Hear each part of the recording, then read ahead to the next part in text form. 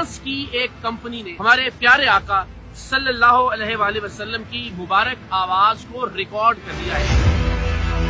उन्होंने कहा कि 2030 तक ये खुतबा आप टीवी पे देख रहे हो। ऐसी तहकीक हो रही है फ्रांस में, ऐसी तहकीक हो रही है। दिल में एक उमंग जाग गई है, अब एक ख्वाहिश बेदार हो गई है। बिस्मिल्लाहिर्रहमानिर्रहीम, अस्सलाम वालेकुम। पाकिस्तान में एक बहुत मुनफरद, एक बहुत हसास दावा किया गया है और वो दावा ये है कि फ्रांस की एक कंपनी ने हमारे प्यारे आका सल्लल्लाहु अलैहि वसल्लम की मुबारक आवाज को रिकॉर्ड कर लिया है। उनकी आवाज में खुतबा हज्जतुल विदा की रिकॉर्डिंग कर ली गई है और बहुत जल्द वो रिकॉर्डिंग हम टेलीविजन पर, डिजिटल मीडिया पर देख सकेंगे। तो ये एक ऐसा दावा था कि एक मुसलमान की हैसियत से उसने हम सबको हिलाकर रख दिया जज्बाती तौर पर। जाहिर है इसमें जो शरई नुक्ता नजर है वो एक जानिब, लेकिन जो जज्बाती मामला है हम सब का वो अपने उरूज पर है। हमारी जिंदगियों की इससे बाबरकत साथ कोई और हो ही नहीं सकती, या इससे बेहतरीन लम्हा कोई और हो ही नहीं सकता कि हम इस तरह की किसी चीज का तजर्बा करें जो हमारे प्यारे आका हजरत मोहम्मद मुस्तफ़ा सल्लल्लाहु अलैहि वसल्लम के नामे नामी से मंसूब हो। तो ज़ाहिर है जज्बाती तौर पर तमाम पाकिस्तानी इस मौजू के हवाले से मजीद जानना चाहते हैं। वो जानना चाहते हैं कि क्या वाक़अतन फ्रांस की किसी कंपनी ने प्यारे आका सल्लल्लाहु अलैहि वसल्लम की आवाज़ मुबारक को रिकॉर्ड कर लिया है। क्या इस तरह का कोई काम या इस तरह की कोई तहकीक जारी है? क्या इस तरह की कोई मशीन मार्ज वजूद में आ गई है कि जो माजी में जाकर वहां की आवाज़ों को रिकॉर्ड कर सके? तो मैं यूरोप में मौजूद था एक ज़ाती और निजी सिलसिले में, तो मैंने फौरन फ्रांस का रुख किया। मैं इस वक्त पेरिस में मौजूद हूँ और मैंने चाहा कि पेरिस जाकर वहां मैं कुछ तहकीक करूं, मुहक्किकीन से बात करूं, कुछ इदारों से राब्ता करूं, कुछ साफियों से बात करूं और ये जानने की कोशिश करूं कि क्या वाक़अतन नबी मेहरबान सल्लल्लाहु अलैहि वसल्लम की मुबारक आवाज में खुतबा हज्जतुल विदा की रिकॉर्डिंग माजी में जाकर आवाज की लहरों को रिकॉर्ड करते हुए किसी तरह से हासिल कर ली गई है, या इस पर कोई काम जारी है या नहीं। ये दावा किया गया था जस्टिस नजीर गाजी साहब की जानिब से एक इंटरव्यू में। फ्रांस की एक कंपनी जो है उसने रसूलुल्लाह सल्लल्लाहु अलैहि वसल्लम का खुतबा हज्जतुल विदा रिकॉर्ड कर लिया हुआ है। उन्होंने कहा कि 2030 तक ये खुतबा आप टीवी पे देख रहे हो। उसकी उन्होंने वजाहत भी दी,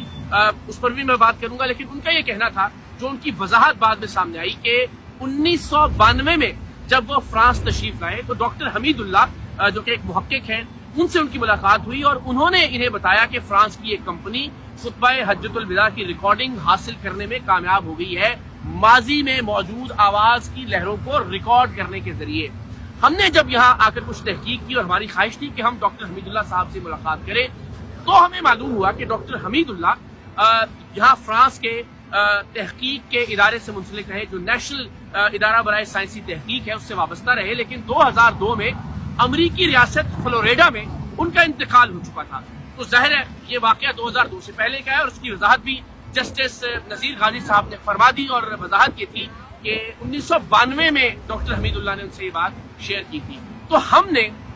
फ्रांस में मुहक्किकीन से बात करके, यहाँ मुख्तलिफ इदारों से राब्ता करके, मुख्तलिफ सहाफ़ियों से बात करके जो तहकीकात की हैं, जो मालूमात हासिल की हैं, उनके मुताबिक क्या वाक़अतन आकाए नामदार हजरत मोहम्मद मुस्तफ़ा सल्लल्लाहु अलैहि वसल्लम की मुबारक आवाज को रिकॉर्ड कर लिया गया है?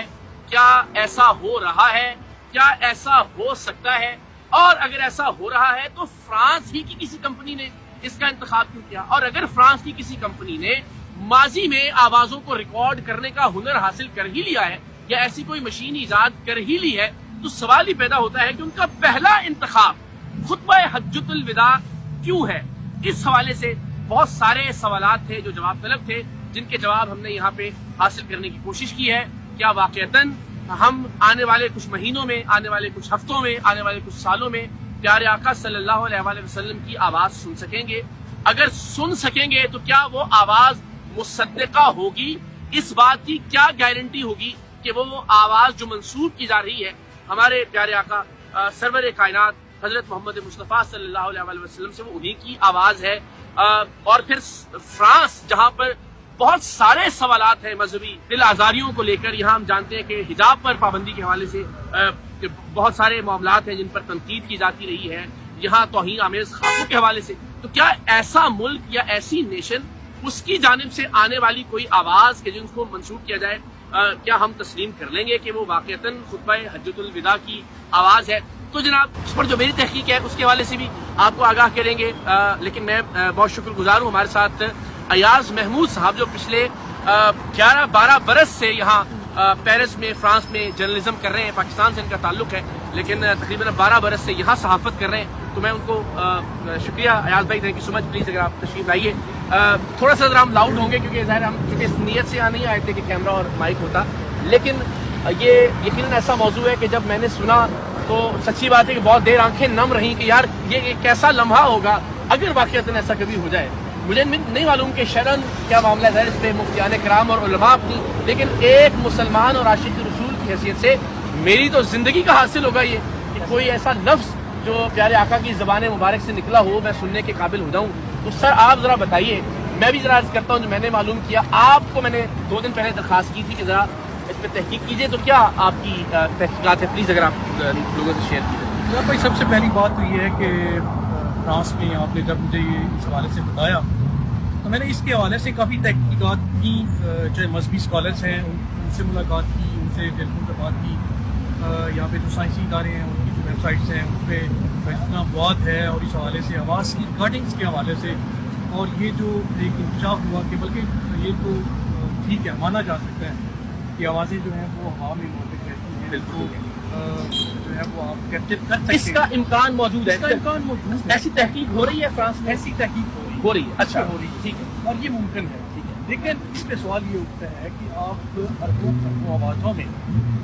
اور 1400 سال پہلے کی جو آپ صلی اللہ علیہ وسلم کی آواز ہے اس کو آپ کیسے ریکارڈ کریں گے؟ یعنی بہت سارے ایسے سوالات ہیں کہ جن کے اگر ہم ادھر دیکھیں تو وہ ایک الگ چیز ہے۔ اچھا، لیکن اس میں میں معافی چاہتا ہوں، خطرہ کلامی ہو رہی ہے کہ اگر یہ ممکن ہے یا جس طرح اس پر ہم ذرا تفصیل سے ایک اور ویلاگ بھی کریں گے کہ یہ تحقیق کی آوازیں ریکارڈ ہو سکتی ہیں یا نہیں، یہ کہاں تک پہنچی ہے، لیکن اگر ایسی کوئی تحقیق ہو رہی ہے کہ ماضی میں جو آوازیں تھیں ان کو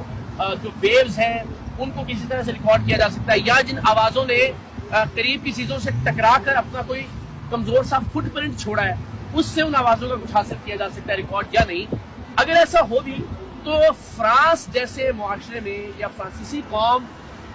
سب سے پہلے خطبہ حجۃ الوداع کو کیوں ریکارڈ کرنا چاہیے؟ یہ منطقی ہے یا اس پر کوئی تحقیق کیا ہو؟ سب سے پہلا پوائنٹ ہے نا وہ یہ ہے کہ اتنے لمبے عرصے تک آپ کی جو آوازیں ہیں نا ان کو کیپچر کرنے کا ابھی تک کوئی جو ہے نا وہ یہاں پہ سامنے نہیں آیا، کہیں سے کوئی ایسے شعار نہیں ہے کہ 1400 سال پہلے کی آوازیں جو ہیں ان کو کیپچر کیا جا سکے۔ چلیں آپ جو ہے وہ قریب میں جا کے ٹھیک ہے اس تک تو ٹھیک ہے، بالکل ذہن بھی مانتا ہے اور سارا ممکن کے امکان بھی ہے، لیکن آپ کہیں کہ 1400 سال پہلے کی آوازیں اور اربوں آوازوں کے درمیان میں ایک ہی خطبہ حجۃ الوداع کو ریکارڈ کر لینا اور آپ صلی اللہ علیہ وسلم کی آواز کو ریکارڈ کر لینا، تو یہ ابھی تک اس کے کوئی امکانات نظر نہیں آ رہے، لیکن ہو سکتا ہے کہ